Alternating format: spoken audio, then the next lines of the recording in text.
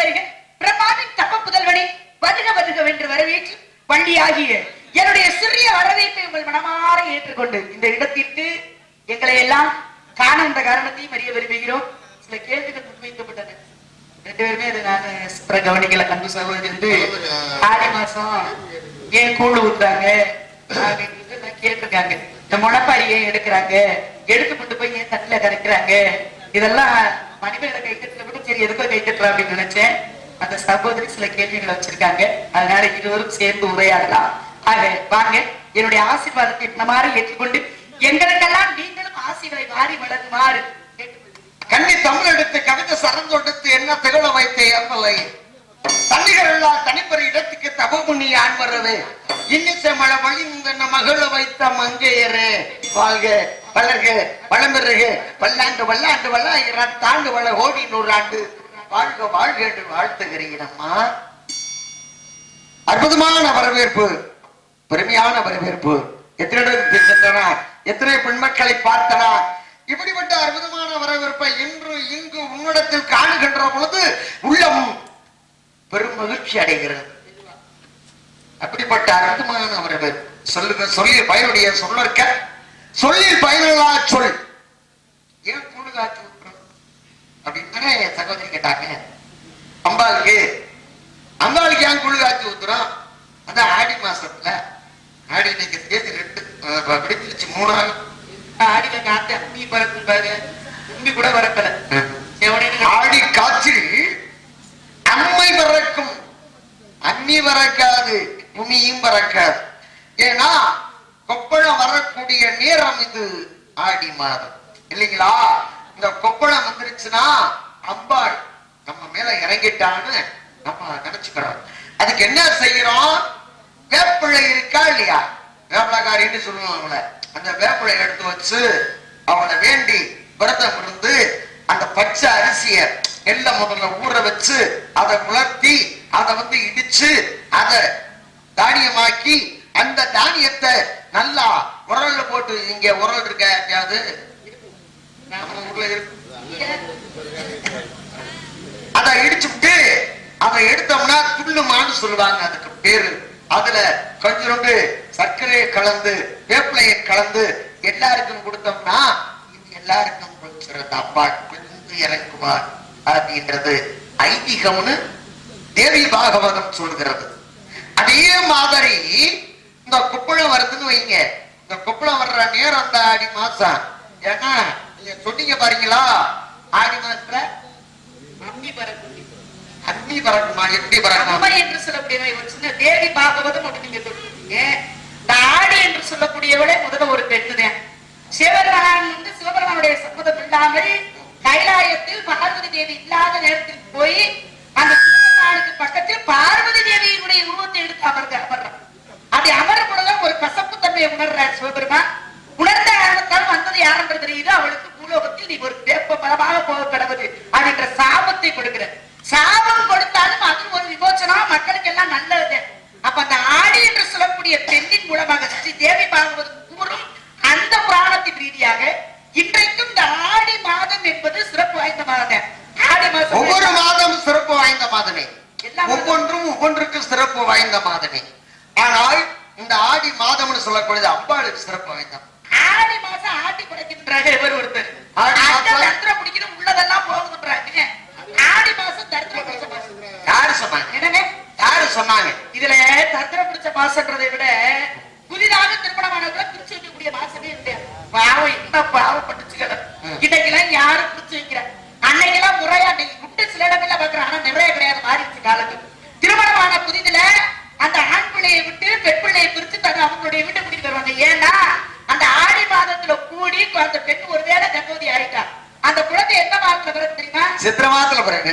சித்திரை மாதம் அக்னி நட்சத்திரம். யாங்க இருங்க, சித்திரை மாத்து உழவு பத்திர மாத்து தங்கம்னு சொன்னேன். உழவு தானே. சித்திரை மாதத்துல உழவு பண்ணா பத்திர மாத்து தங்கம்னு சொல்லி விவசாயம் விளையும் பொழுது ஏன் ஆடியில சேர்ந்தா சித்திரையில பெண் பிறந்தா அந்த குடும்பம் அனுப்பி போகணும்னு யாரு சொன்னது? இதுக்கு நான் கேட்கிறேன். அதெல்லாம் கிடையாது. மேஷம் ரிஷபம் மிதுனம் கடகம் சிம்மம் கன்னி துலாம் தனுசு விருச்சகம் மதுரம் மகரம் கும்பம் மீனம் 12 ராசி. அசூனி வரணி கிருத்திக ரோகிணி மிருகசிரிசம் துர்வாதிரை புனர்பூசம் பூசம் ஆயில்யம் உத்திரம் அப்படின்ற வருஷத்துல 27 நட்சத்திரம். ஞாயிறு திங்கள் செவ்வாய் புதன் வியாழன் வெள்ளி சனி ராகு கேது 9 கிரகம். இதுல எந்த கிரகு எங்க இருந்தா யாரு குடும்ப நாசமாகும்? 5, 7, 9 குரு பார்வர் ராசியில இருந்து 5ஆம் இடத்துல இருந்து குரு 5ஆம் இடத்தை பார்த்துட்டா ராசியை பார்த்துட்டானா அது மோட்சம். 7ஆம் இடத்துல லக்கணத்தை பார்த்துட்டானா மோட்சம். 9ஆம் இடம் பார்த்தா மோட்சம். ஆனா குரு பார்வை இல்லைன்னு வச்சுக்க அந்த இடம் பிச்சம். அதான் மங்களகரமான இன்றைக்கு இருக்கக்கூடிய கிரகத்துல முக்கியமான கிரகம் குரு பகவான் இல்லையா? குரு பார்த்தா கோடி நன்மை. குருவை போய் நம்ம குருன்னு பார்த்தா கூட்டிட்டு ஓடிடுவியான். அவ்வளவுதான் முடிஞ்சு. எத்தனை பேர் தான் கூட்டிட்டு ஓடி? அதிர்ஷ்டம் கூட அதிர்ஷ்டத்துக்கு வரணும். அந்த குருவினுடைய அதிர்ஷ்டம் என்பது அதிர்ஷ்டத்துக்கு நம்மளை நோக்கணும். அதனால ஆடியில கட்டி கிட்டா சித்திரைக்குள்ள வரும் ஆகாது ஆகாது வச்சான். சரி, சித்திரையில புள்ள வரதா என்ன ஆகும்? எந்த பிள்ளை பிறந்தால் என்ன ஆகும்? எந்த ராசியில பிறந்தா என்ன ஆகும்? ராசியவே விடுங்க சார். சித்திரையில பொதுவாவே புள்ள பிறந்தா சொல்லுவாங்க. அந்த வெயில் காலத்துல புள்ள பிறந்தா அதுக்கு பலவிதமான வியாதிகள் வரக்கு ஒண்ணு இல்லைங்க. ஒரு குழந்தை பிறந்தா முதல் மொட்டை என்பது மொட்டை எடுப்பாங்கல்ல ஒரு வயதுக்குள்ள, அந்த மொட்டை என்பது குலதெய்வத்துக்கு தான் எடுப்பாங்க. இது ஆன்மீகமா அறிவியல்? இது ஆன்மீகம். அறிவியலும் இருக்கே. அறிவியல் இருக்கிறது அப்புறம் ஆன்மீகத்துக்கு பிறகுதான் அறிவியல். அறிவியல் ஒண்ணு இருக்கிறதுனாலதாங்க ஆன்மீகத்தை கொண்டு வந்து புகுத்துறாங்க பெரியவங்க. என்ன காரணம்? எப்படி நீங்க சொல்றீங்க? ஒரு சிறுபிள்ள என்னுடைய சிற்றறிவுக்கு எட்டிய பதில நான் சொல்றேன். சொல்லுங்க. சரியாக இருந்தா ஏத்துக்கங்க, தவறாக இருந்தா நீங்க சொல்லுங்க. ஒரு குழந்தை பிறக்குது. குழந்தை என்ன சொர்க்கத்துல இருக்கு, அதே சமயத்துல என்ன வாசன திரவியத்துல கிடக்கு. ஏங்க அது இருக்கிறதே மலம் ஜலத்துல தானே. இந்த மலம் ஜலத்தில் உருண்டு புரண்டு கிடக்கக்கூடிய அந்த குழந்தை 10 மாதத்திற்கு பிறகு பிறந்துருச்சு வச்சுக்கோங்களேன். 9 மாசம் முடிஞ்சு 10ஆவது மாசம் குழந்தை பிறந்துடும். அப்படி குழந்தை பிறந்ததுமே அந்த குழந்தையுடைய தலையில பார்த்து வச்சுக்கோங்க உதிரங்கள் உறைஞ்சிருக்கும். இன்னைக்கு பெரியவங்க பாத்தீங்கன்னா அப்படி ஏடா வரும். ஒரு மாதிரி கசட்டு மாதிரி இந்த உச்சி புளி இருக்கக்கூடிய இடத்துல ரத்தம் உறைஞ்சு போய் கசடு ஒரு மாதிரியா இருக்கும். சீவ பாத்தீங்கன்னா சில பேர் 30 நாளைக்குள்ளே முட்டை ஓடுவாங்க, 30 நாளையில முட்டை ஓடுவாங்க. சில பேர் வருஷத்துக்கு எடுக்கிறவங்களும் உண்டு. அது முடிக்க தீட்டு இருப்பாங்க. ஏன்னா அதுக்குள்ள மத்த ஆலயங்களுக்கு போக கூடாது, குலதெய்வத்துக்கு எடுத்துட்டுதான் மத்த ஆலயங்களுக்கு போகணும். ஏன் குலதெய்வ வழிபாடு என்பது ரொம்ப முக்கியம் தெரியுமா? குலதெய்வம் என்பது வேற யாரும் கிடையாது, நமது முன்னோர்கள், நமது மூதாதையர்கள். நமது மூதாதையர்கள் முதல்ல வணங்கணும். நம்ம பிறகுதான் அந்த ஊர்ல உள்ள தெய்வங்கள் எல்லை காட்டுற தெய்வம் எல்லாத்தையும் நம்ம வணங்குறோம். இப்ப நமது உயிர் போகக்கூடிய தருவாயில இருந்தாலும் யமதர்மனே உயிரை பிடிக்க வர்றாருன்னு வச்சுக்கோங்களேன்.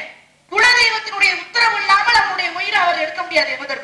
யமதர்மன் போய் கேட்கணும், இன்னாருடைய உயிரை இந்த உயிரை நான் எடுக்கணும், உன் உத்தரவு எனக்கு தேவைன்னு சொல்லி நமது குலதெய்வத்தை கேட்கணுமா. இதுல என்ன ஒரு விஷயம்னா அந்த கசடு போல இருக்கு பாத்தீங்களா, இதுல கத்திப்பட்டு அந்த இடத்த வலிக்க அந்த உதிரம் என்று சொல்லக்கூடியது போயிடும். ஒரு தடவையோ 2 தடவையோ 3 தடவையோ எடுக்க அந்த உதிரம் போயிடும். ஒருவேளை அது சரியாக போகாம அந்த உச்சிக்குடியிலே தங்கினால் குழந்தைக்கு வியாதிகள் வருவதற்கு வாய்ப்பு உண்டு. இத சொன்னா பிள்ளைகள் பயப்படுவாங்களேன்னு நமது முன்னோர்கள் எந்த காலத்துல உள்ளவங்களோ 7 தலைமுறை இருப்பாங்கல்ல, எத்தனை தலைமுறையை தாண்டி நம்ம எல்லாம் போயிட்டு இருக்குமோ தெரியல. அவங்க கொண்டு வந்ததாங்க கொட்டையை கொண்டு போய் நம்ம குலதெய்வத்துக்கு ஏறா. ஏன்னா இதை சொன்னா பிள்ளைக்கு வியாதிங்க வந்துருக்குன்னு சொன்னா பயப்படுவாங்க அப்படின்றதுக்காக குலதெய்வத்திற்கு முதல் கொட்டையை எழுதுன்னு சொல்லி அவர்கள் கொண்டு வந்ததுதான் இது. அங்க ஒண்ணு இருக்க கண்டுதான் ஆன்மீகத்தை கொண்டு வந்தாங்க. இல்லைன்னா ஆன்மீகத்தை முதல்ல கொண்டு வந்திருக்க முடியாது. இது ஏதோ என்னுடைய சிற்றறிவு கேட்டியது. தாங்களுக்கு தெரிந்தது ஏன்னா நீங்க பெரியவர் இல்லையா, உயிரில 14 உலகங்களை சுற்றி வரக்கூடியவர் இல்லையா, தாங்களுக்கு தெரிந்த விஷயங்கள் நிறைய இருந்திருக்கும். சொல்லுங்க, கண்டிப்பாக அடியே கேட்டு தெரிஞ்சுக்கிறதுக்கு ஆவலாக இருக்கு. அழகு, அற்புதமான அழகு, நல்ல பேச்சு. இதுக்கு நான் மறுப்பு சொல்லணும். ஏன்னா இதை ஏத்துக்கிட்டு போனேன்னா அப்புறம் நான் என்னது கட்டையை பிடிச்சிட்டு வந்தேன் நகராமங்கலத்துக்கு. மறுப்பு சொல்லணும். மறுப்பு எப்படி சொல்லணும் தெரியுமா? ஒரு மடமா ஒரு மடமா இன்ப சுகந்தர் மீது கலந்து பணியோட பகுதி மரும 2 சுக்கிலமும் சுரோனிதமும் ஒண்ணு சேர்ந்தா ஆணுகிட்ட இருக்கிறது சுக்கிலம், பெண்ணுகிட்ட இருந்து வரக்கூடிய மதம் நீர் சுரோனிதம். பரநாதம், பராபரநாதம், அமரநாதம், பிந்தநாதம், பிந்துநாதம் 5 வகையான நாதம் ஆணுகிட்ட இருக்கணும். 2 மாசம் இருக்கும். தூக்கத்துல வெளியாயிடக்கூடாது, நீனா வெளி ஆக்கக்கூடாது, போத பொருளை போட்டு அதை கெடுத்துடக்கூடாது. இல்லைன்னா நீ ஆம்பளையான்னு கேட்டு பாப்ப முட்டாட்டி முகரைய பறிச்சு தள்ளிப்படு நாய அப்படின்ற கட்டணம் உண்டாட்டிய. அப்ப என்ன செய்யணும்?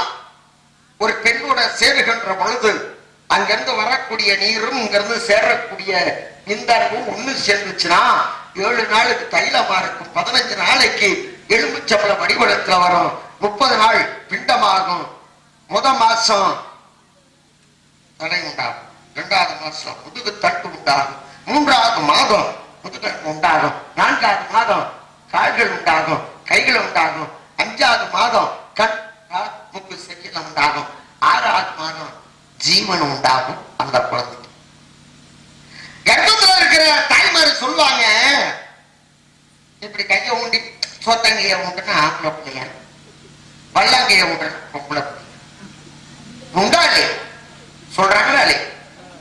இப்படி உட்கார்ந்து எந்திரிச்சா ஆம்பளை பிள்ளை பாத்தீங்க, இந்த பிள்ளை சோத்தங்கைய ஊண்டியது, வல்லாங்கைய ஊண்டி எந்திரிச்சா பொம்பளை பிள்ளையா.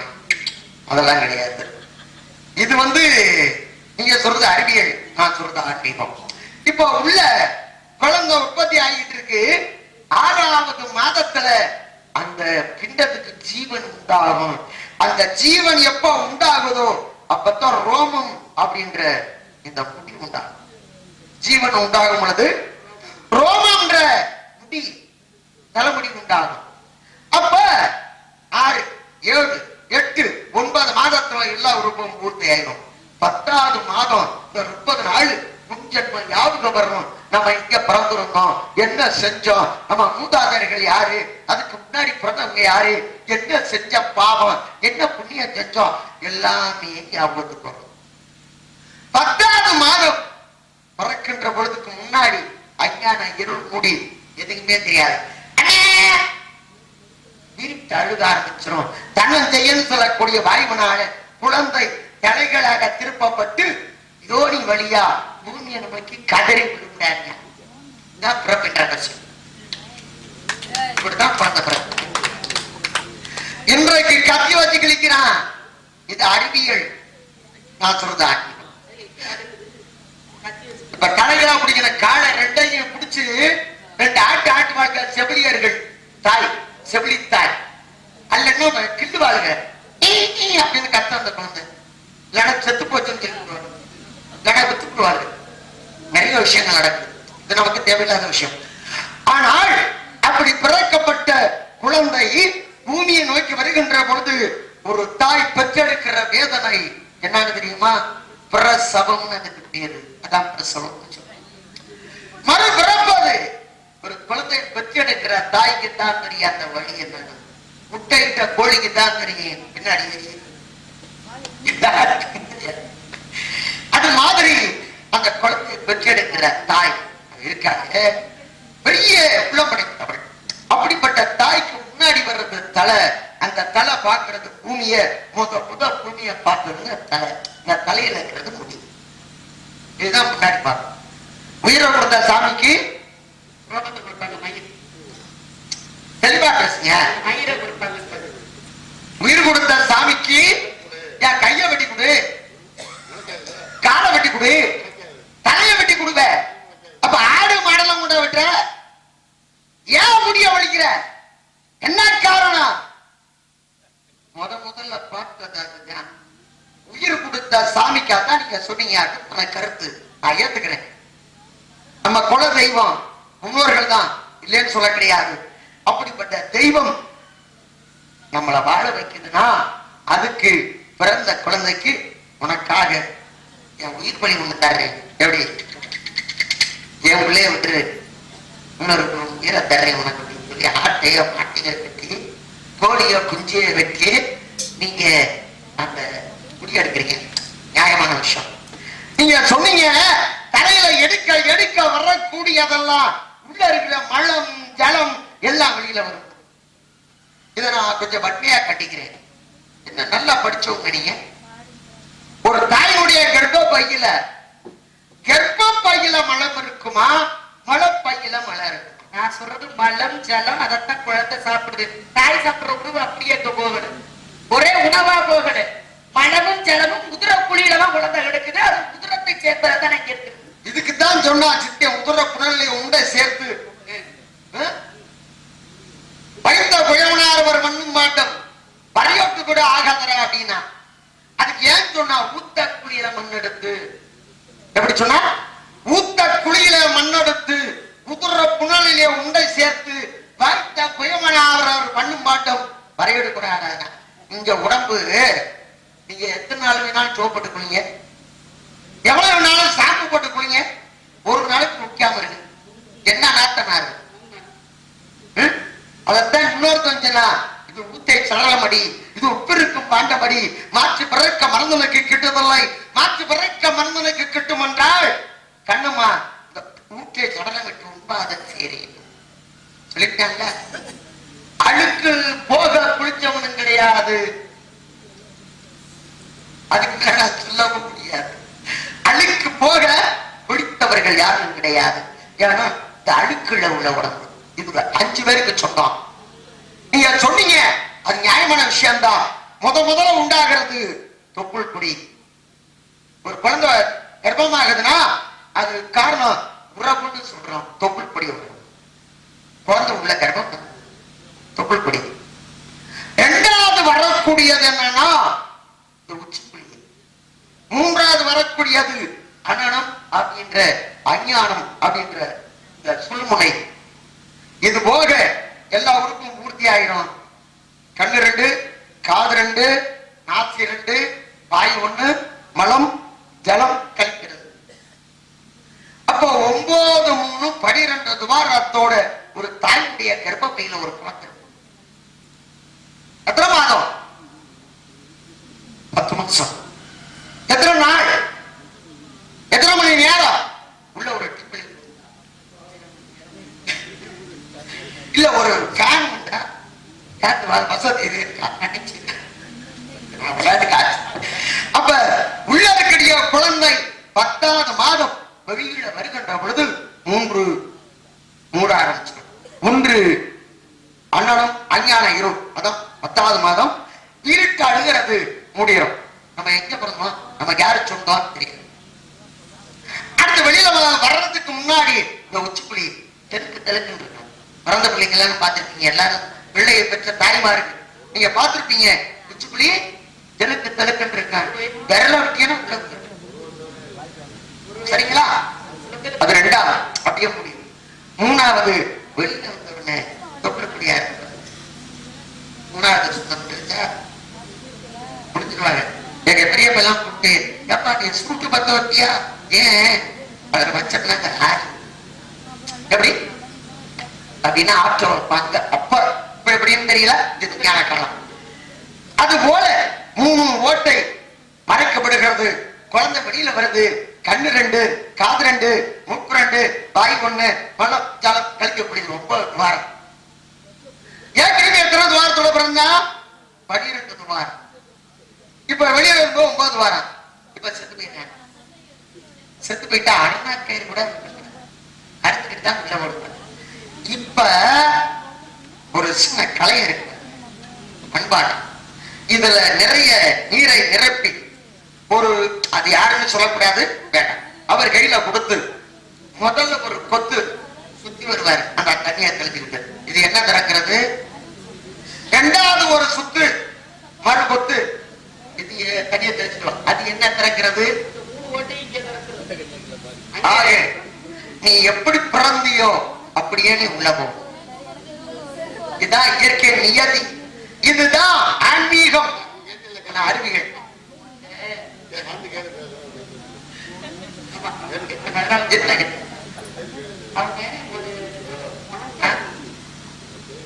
வணக்கம் சகோதரி அவர்களே.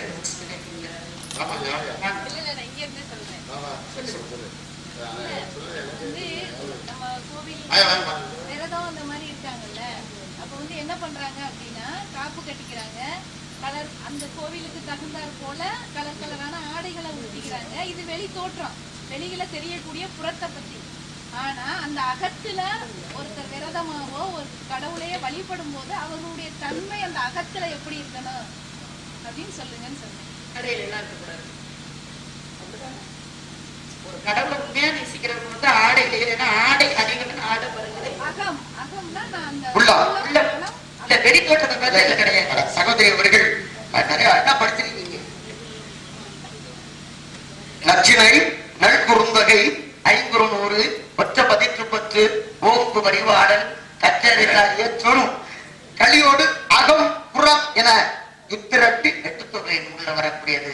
அகநானூறு அகம்னா உள்ளம், புறாநானூறுன்றது வெளியில சொல்லக்கூடியது.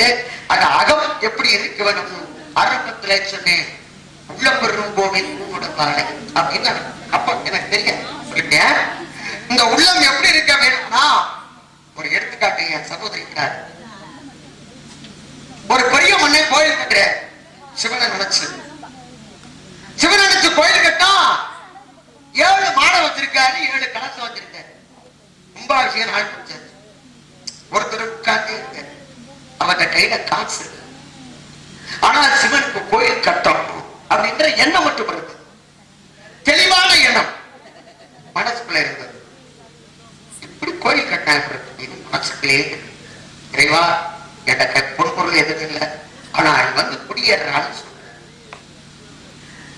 அப்ப அவரு தேதி மன்னன் தேதி குறிச்சாலும் இவரு தேதி குறிச்சாலும் ஒரே நாள். இப்ப குடமுழக்கு செய்யும். அப்ப மன்னன் கேட்கிறாரு இறைவனை பார்த்து, ஐயனே எழுந்தருள் உங்ககிட்ட வர முடியாது, இன்னொருத்தர் கோயில் கட்டிக்கிட்டு இருக்காரு, அங்கதான் நான் போக போறேன்னு சொல்றேன். பொதுவா சொல்றேன், என் சகோதரி அவர்கள் புரிஞ்சுக்கணும். கடைசி பேராச்சு. அப்ப அப்படி ஒரு கோயில் யாரா கட்டினா நம்மளை விட பெரிய ஆளு அப்படின்னு தேடுறான். அப்ப நாட்டுக்குள்ள ஒரு இடத்துல இல்ல, ஒரு ஆளு உட்கார்ந்து இருந்தான். உட்கார்ந்து இருந்து கட்டியிருக்கான். மனசுக்குள்ள கோவில கட்டி இந்த இறைவனை சேர்த்து இழுத்து வச்சிருக்கான். அந்த குடமுழக்கு அன்றைக்கு அந்த ராஜனுடைய கோயிலுக்கு போகல இறைவன்.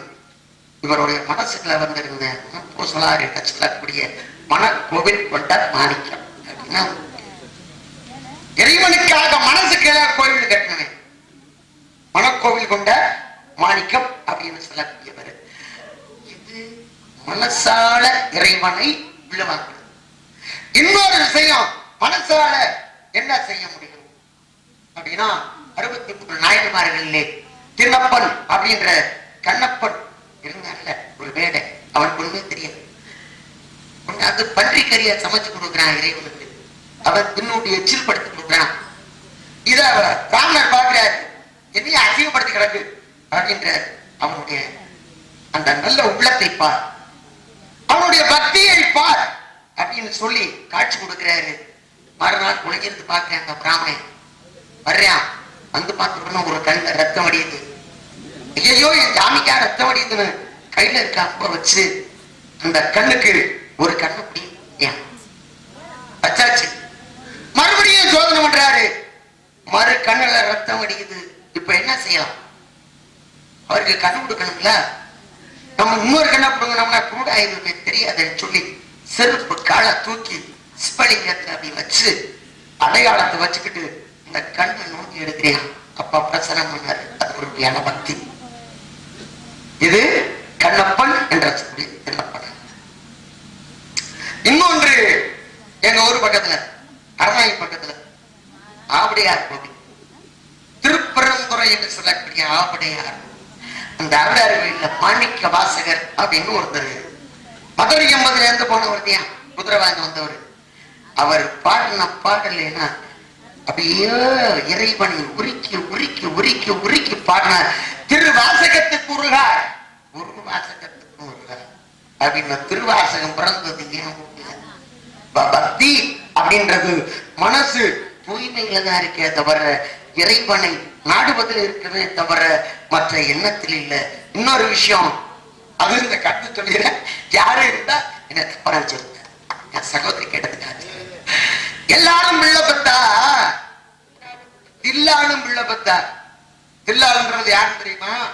அவன் மையம் யாருன்னு தெரியுமா? நந்தன். அவன் யாருக்கிட்ட வேலை பார்த்தேன்? ஒரு பெரிய ஆளுக்கு. ஆமா பாக்கியா, ஐயா நான் தில்லைக்கு போகணும், அவரை பார்க்கணும் அப்படின்றியா. நிறைய பக்தி மனசு ஊரா இருக்கு. அப்ப சொல்லிட்டேன், ஏண்டா நானே பேசிங்க, நான் அந்தானே, நானே 3 கால பூஜை பண்றேன், அந்தால பார்க்க முடியல, எனக்கு காட்சி கொடுக்கல, உனக்கு காட்சி கொடுப்பாரா? போறோம்னு ஆசைப்படுறியே போறியா? எத்தனை வழி நிலம் மூத்தவர? அந்த வேதியருக்கு எத்தனை வேலி நிலம்? ஒரு வேலிங்கிறது 20மா? எத்தனை வேலி நிலம்? இத பூரா இன்றைக்கே விதைச்சு நட்டு கருது அறுத்து அடிச்சு கருத்து மேட்டுல போட்டு போடா, நீ போய் திளையிட, அவனை பாடுறா அவ்வளவுதானே அப்படின்னு பார்த்தான். போன வயல உட்கார்ந்து அழுதா, இறைவா பார்க்க முடியாதா,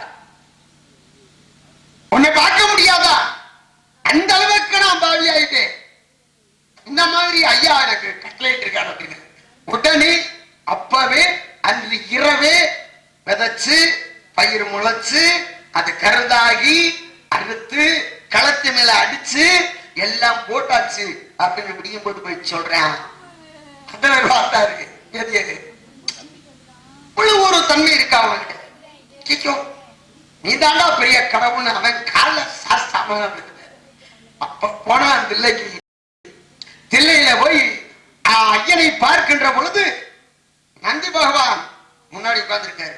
ஐயா முகத்தை பார்க்க முடியலையே, அவரு மறைக்கிறாரே சொல்ல, நந்தி விளைவிக்க அப்படிங்கிறார். அதான் பட்டி, அதான் உண்மையான எண்ணம். அப்ப நந்தி இன்னும் பாருங்க, எந்த கோவில் இருந்தாலும் ஒரு பக்கம் சாச்சு இல்லைங்களா என்ன சகோதரி அவர்கள்? அப்படி நந்தி அப்படி தலைய சாய்க்க பாக்குறார். அவர் போன வழி இன்னைக்கு அடைச்ச கிடக்கு சிதம்பரம். அதாவது கேள்வி என்பது வந்து என்னன்னு கேட்டீங்கன்னா, இந்த விரதத்தை பத்தி அவங்க கேட்டு, விரதம்ன்றது வாரம் மொத்தம் 7 நாள், விருந்து மருந்து 3 நாள், விருந்துக்கு ஏற்ற அந்த 3 நாட்கள் எது, விரதத்துக்கு ஏற்ற அந்த 3 நாட்கள் எது அப்படின்னு இந்த உலகத்துல என்னென்னத்தையும் கொண்டு வயிற்றுல குடிக்கிறோம். திரு முருக, அதாவது திருமுருக கிருபானந்த வாரியார் சொல்றாரு, அதாவது ஒரு மனிதன் இறந்தால் செல்லக்கூடிய இடம் சுடுகாடு, இந்த உலகத்தில் உள்ள அனைத்து ஜீவராசிகளையும் கொண்டு குவிக்கிறிய உன் வயிறு என்ன சுடுகாடுன்னு கேட்கிறார். இந்த ரீதியிலே இந்த விரதம் என்பது கொண்டு வரப்பட்டது. இந்த விரதம் என்பது இந்த ரீதியில கொண்டு வரப்பட்டது, உணவுக்காக கொண்டு வரதுக்கு முன்னாடியே கொண்டு வரப்பட்ட ஒரு விஷயம். அப்ப அவங்க கேட்டது விரதம் என்பது எதற்காக? நல்ல உடை கொடுக்குறாங்க, கொடுத்து அப்படி இப்படித்தான் இருக்கணுமா அப்படின்றது ஒரு விதிமுறை அவங்க கேட்கறது. இன்னொன்னு என்னன்னா, இவர் சொன்ன ஒரு விஷயத்துக்கான சொல்ல வரேன். சிவனை வணங்காயிட்டேன்னா திருநிறுத்தா சிவனை மறந்தார் யார் வாங்கல.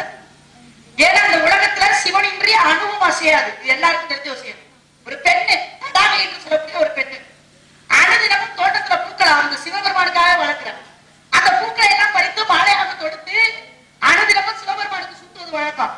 அப்படி ஒரு நாள் பெரிய மாலையாக தொடுத்து கோவிலுக்கு எடுத்துட்டு போறா. கோவிலுக்கு செல்லும் பொழுது கோவில்ல ஒரே கூட்டமாக இருந்தது. கூட்டமாக இருக்கே அப்படின்றதுக்காக எப்படியாவது இந்த மாலையை சிவனுக்கு சூட்டிடுங்க அப்படின்னு எட்டி போட போகையில அவ முட்டி கீழே விழுந்துருச்சு. முட்டி கீழே விழுந்துருச்சு. ஒரு பெண்ணுடைய ஆடை விலகிருச்சு. ஆனா அந்த பெண் என்ன பண்றா, அந்த ஆடை விலகினாலும் பரவாயில்லை, என் அப்பன் சிவனுக்கு இந்த மாலையை சூட்டாம நான் விடமாட்டேன்னு சொல்லி ஒரு கையில முட்டியை குடிச்சுக்கிட்டு ஒரு கையிலேயே மாலையை போட்டாராம். சிவன் பார்த்த என்னுடைய பக்தை எத்தனையோ பேரு சிவபெருமான் ஏற்றிருக்கிறார். வருக அம்மையேன்னு காரைக்கால் அம்மையாரை ஏத்துக்கிட்டாரு. அப்பர் பெருமானேன்னு திருநாவுக்கரச பெருமானுக்கு பேர் கொடுத்தாரு. இப்படி எத்தனையோ பேருக்கு பேர் கொடுத்த சிவபெருமான் அந்த பெண்ணு ஒரு கையில் முத்தியை பிடிச்சிட்டு ஒரு கையில நமக்கு மாலை சுற்றாளே, இது அவனுடைய வழி வேதம் என்னன்றது சிவபெருமான் உணர்ந்து நேராக இருந்தவரு அந்த பெண்ணுக்காக அப்படி சாட்சி கொடுக்கிறார். சாட்சி கொடுத்தாலே விழும் மாலை. அந்த பெண்ணுக்காக சிவலிங்கம் சாய்ந்து கொடுக்கப்பட்ட இடம் திருப்பனந்தாள் என்று சொல்லக்கூடிய இடம் எங்களுடைய சோழவன். இந்த திருப்பனந்தாள்ல அந்த பெண்ணுக்காக சாட்சி கொடுத்தாரு. சாட்சிக்கு திருப்பணி பெறல.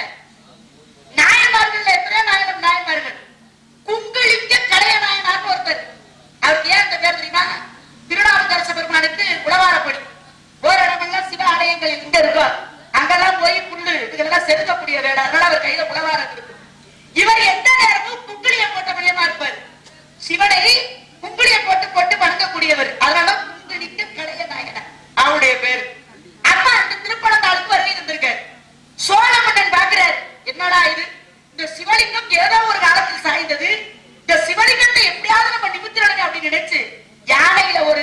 கயிறு கட்டி யானை மேல கயிறு கட்டி சிவலிங்கத்துல கயிறு கட்டி இருக்கிறது. சிவலிங்கம் நிமிர்ந்து என்னடா பண்ணி பார்த்தான் ஜோடம் பண்ணி நிமிரவே இல்லை. அந்த இடத்துக்கு உங்களுக்கு கலையநாயனார் வர அவர் அந்த செய்தியை கேள்விப்பட்டு பண்ணா இந்த லிங்கத்தை நான் நிமிர்க்கட்டுமான்னு கேட்கிறாரு.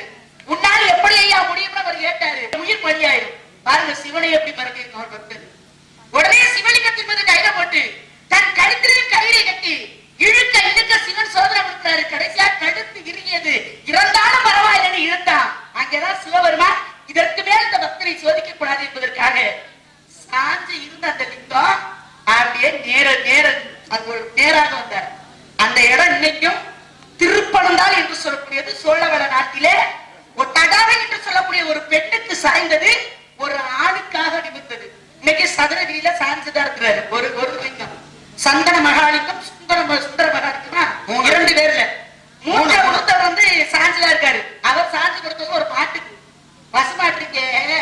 இந்த மாடு தினமும் போய் பாலை கொடுத்ததுக்கு ஒரே அங்கே பசுமாடு காடை மாடு நான் சொல்றது பசுமாடு. எத்தனை விஷயங்கள் இருக்கு. ஆனா அவங்க கேட்ட கேள்வி என்பது அது இன்னும் நம்ம வெளிக்கு கொண்டுகிட்டே வரல. அது என்னுடைய ஒரு மனக்குறையா இருக்கு. ஒரு சின்ன விஷயம், சோறு கண்ட இடம் சொற்கொண்டாங்கல்ல, விருந்துக்கு வர்ற சகோதரிக்கு 2 நாளைக்கு நல்ல உணவு கிடைக்கும். 3ஆம் நாள் ரசத்துல, 4ஆம் நாள் தண்ணி வச்சு, 5ஆம் நாள் எப்ப வீட்டுக்கு போவீங்க, இதான் வெறுத்து போட்டாங்க. இதுக்கு ஒரு வேற விளக்கம் இருக்கு. ஆனா சோறு கண்ட இடம் சொர்க்கம்ன்றது இன்றைக்கும் நம்ம தமிழ்நாட்டுல சிவனுடைய ஆலயங்கள் எங்கெல்லாம் இருக்கோ அங்கெல்லாம் சோறு அபிஷேகம் நடக்கணும். ஆனா இன்னைக்கு எங்க அது நடக்குதுன்னா, ஐப்பசி மாசம் வரக்கூடிய சதய விழா, இந்த சதய நட்சத்திரத்தின் பொழுது தஞ்சை பிரகதீஸ்வரர் ஆலயம், பெருவுடையார் ஆலயம் இருக்கு இல்லையா, அங்க சோற சுட சுட வடிச்சு சோற போய் லிங்கத்து மேல பூசிடுவாங்க. அது நடைபெறும் பொழுது அந்த சோற்றை நம்ம கண்டா நாம் செய்த பாவங்கள் நிவர்த்தியாகி நமக்கு சொர்க்கம் கிட்டும். அதனாலதான் சோறு கண்ட இடம் சொர்க்கம்னு அங்கே சொன்னாங்க. சோறு ஆமா அன்னாபிஷேகம். அந்த அன்னத்தை கண்ணால பார்த்தோம்னா நமக்கு சொர்க்கம். இந்த அன்னத்தெல்லாம் அதிகமா திட்டவே எப்படி சொர்க்கம்? உடம்புல உள்ள வியாதியே போக மாட்டேங்குது. ஆமா, அதனால வாங்க. அற்புதமான கருத்தை சொன்னீங்க. இதுக்கு நான் மறு கருத்தை சொல்லணும். ஆனா நேரம் இல்லை. ஒரு சின்ன விஷயம், இப்ப நீங்க சொன்ன விஷயத்துல இந்த அன்னாபிஷேகம் படிக்கிறோம்னு சொன்னீங்கல்ல, மறுபடியாக அதே அபிஷேகம் எந்த கோவில்லையாவது எருக்க மாலை வச்சு, எருக்கம் பூவை வச்சு, பாகற்காய வச்சு, சாதம் வடிச்சு போட்டு அந்த தெய்வத்துக்கு அபிஷேகம் பண்ணிருப்பாங்களா? அது எங்கன்னா நான் சொன்னேன் ஆரம்பத்துல, அங்கேயே இருக்கு. இது எதுக்கு, என்ன காரணம் அப்படின்றதுக்கு ஒரு விளக்கம் இருக்கு. இப்ப நீங்க சொல்லி முடிச்சிட்டீங்க. சகோதரி கேட்டதுக்கு பக்தி எங்க இருக்கு? 7 நாள் வாரத்துல இதுல எந்த நாள்ல பக்தி அப்படின்னா, ஒவ்வொரு நாளும் ஒவ்வொரு தெய்வத்துக்கு இப்ப ஞாயிறு அப்படின்றோம்.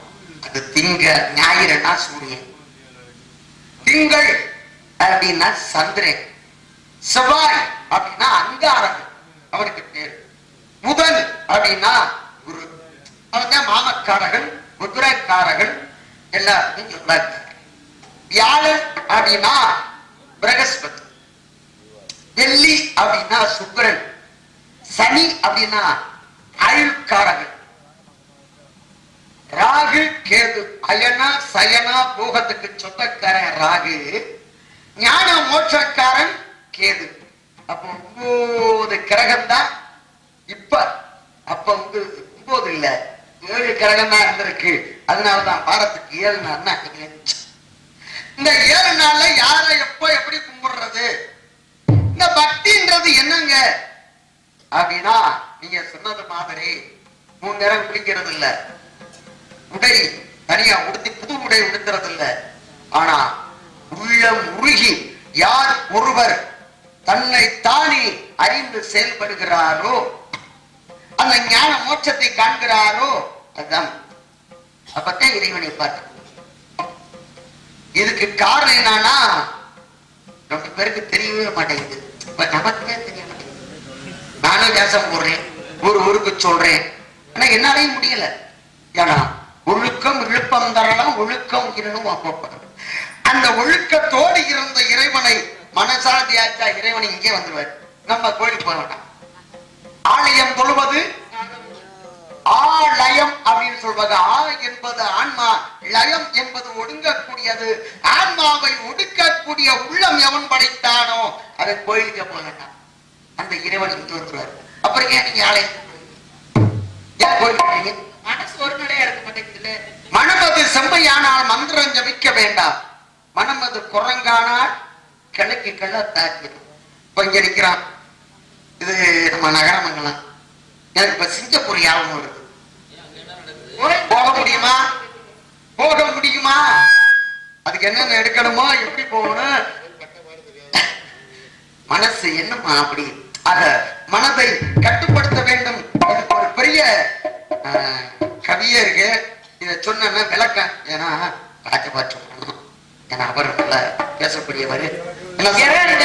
எனக்கு வந்து வாசிப்பாரு ஒரு கிழமை பண்டு பிள்ளைகள் கண்டு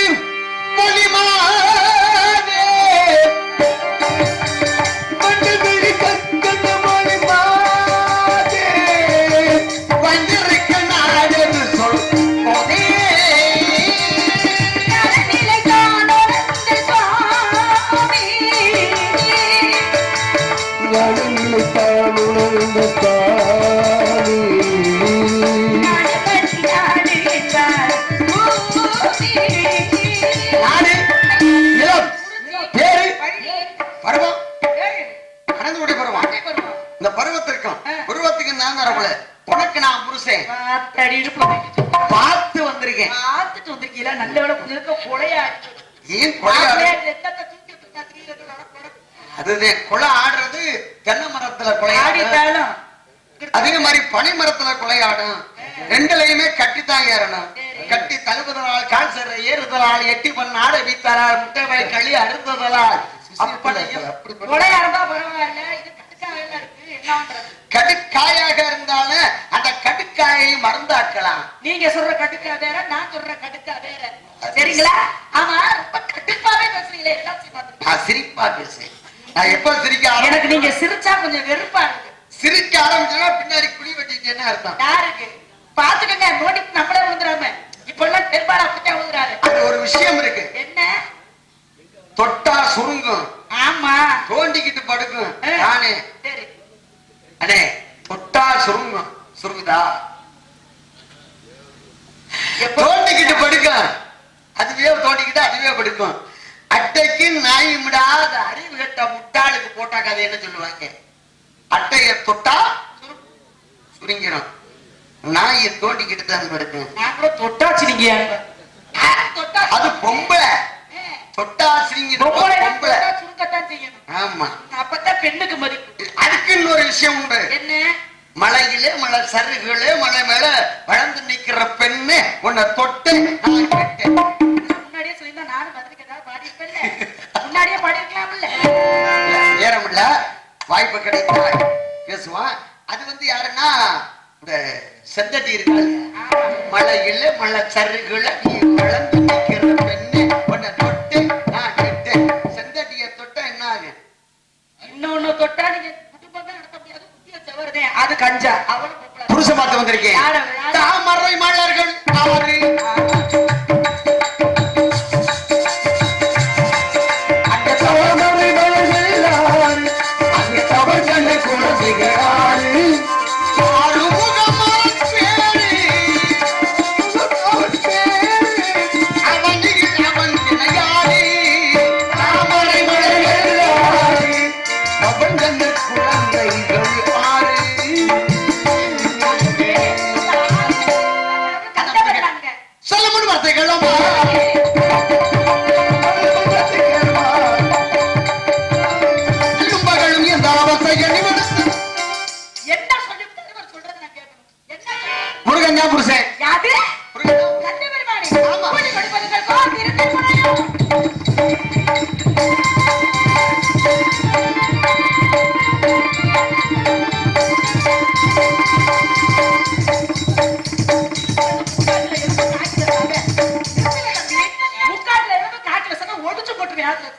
என்னை பார்த்து இந்த ரூபத்தை பார்த்து கூட்டி கூட்டி கொடுக்கிறவன்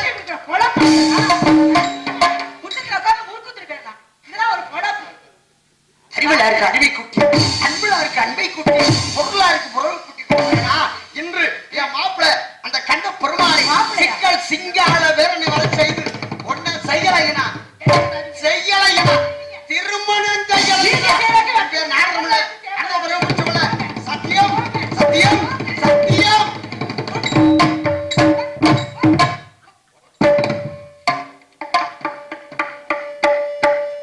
மொத்தத்துல என்னைய இலக்கி வச்சுட்டாரு. இலக்கிறதுனா அந்த இழப்புல என்ன இழப்பமா இது? அதுதான் இலக்கிய மாட்டேங்குது. என்ன பண்றது? கந்த பெருமானே உண்மையை எண்ணி அனுதினமும் பூஜித்து வரும் நான் உண்மை விரைவில் அடைவதற்காகவே நாரதர் மதுரிசிடம் அவ்வாறு பேசினேன். மன்னித்து விரைவில் வந்து என்னை திருமணம் முடிவாயா? அரோகரா.